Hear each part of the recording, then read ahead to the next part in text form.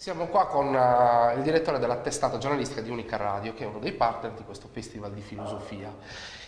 Io sono laureato in filosofia e il Festival di Filosofia mi sembra una cosa molto grande rispetto a quelli che sono stati i miei studi.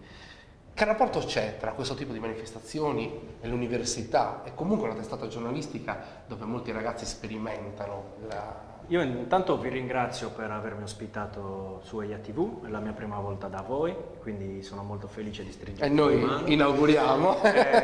Sì, perché di solito le mani le stringo in radio e dico sempre fidatevi di me perché l'ho stretta veramente, in questo caso ce la siamo stretta e si è visto in video. Sì, in realtà noi veniamo a questo festival sicuramente con l'intento che è quello di non mettere noi in primo piano, bensì di seguire i ragazzi che si stanno proprio avvicinando al mestiere di giornalista, poi con la prospettiva e l'ambizione che loro divengano giornalisti, insomma si formino con noi e quindi diventino dei valori aggiunti per noi.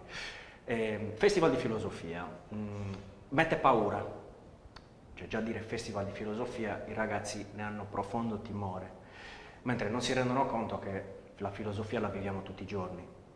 E quindi non è semplicemente quella filosofia scolastica, accademica alla quale siamo abituati, soprattutto quest'anno le tematiche sono estremamente attuali.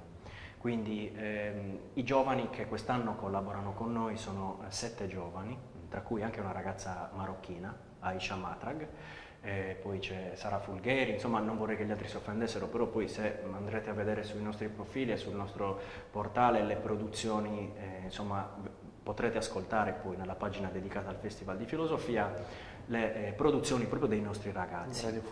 Come si preparano i ragazzi a questo festival? In realtà i festival sono sempre dei festival, quindi bisogna avere quella mente proiettata che sia in grado di muoversi all'interno di un festival, quindi sempre concordare con l'ufficio stampa, le interviste, quindi fare in modo che tutto scorra.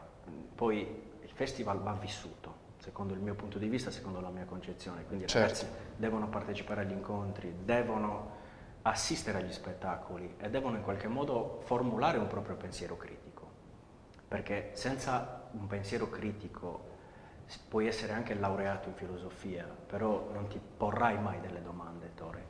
Certo, ascolta, la cosa che mi fa molto piacere, credo che sia una delle cose più importanti, è che alla fine in Sardegna le testate seguono poco i grandi eventi culturali, che invece sono tantissimi in Sardegna e sono una vera risorsa anche economica, perché comunque fa circolare economia, fa circolare lavoro.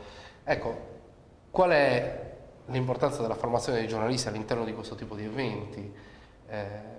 Che valore ti danno poi questi ragazzi? Allora, tu hai parlato di risorse. Io credo che per seguire queste risorse sia necessario avere risorse. Perdonami il gioco di parole. No, è un gioco di parole più che plausibile. Quindi credo che sia fondamentale buttarli in campo, i giovani. Perché insomma ora ci si laurea, si fanno super master, cioè si arriva a 30 anni che ancora non si è fatto nulla fondamentalmente. Sì, c'è questo un problema. Si è fatto dei master, quindi in qualche modo poi a 30 anni non hai neanche la voglia di farti seguire o di farti correggere, perché di solito si risponde, per esperienza è capitato poi con dei ragazzi che sono stati da noi, sì ma io ho un master, ma l'esperienza si fa sul campo.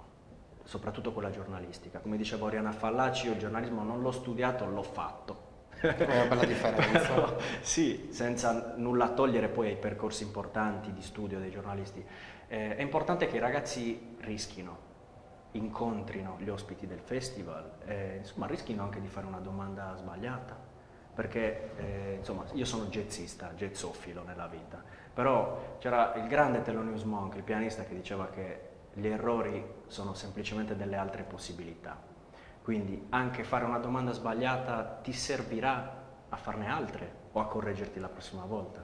Fantastico. Allora io mi auguro che i tuoi ragazzi facciano un sacco di domande giuste e che i filosofi diano anche le risposte esatte. Io ho avuto l'opportunità dopo tanti anni di intervistare Pierluigi Lecis ha risposto bene e di contro gli ho restituito il 30 che lui diede a me tanti anni or sono. Grazie mille. È stata una meta intervista. Sì, esatto, una meta intervista. Grazie mille, buon Grazie, lavoro. Ettore. Grazie. Ciao. Grazie.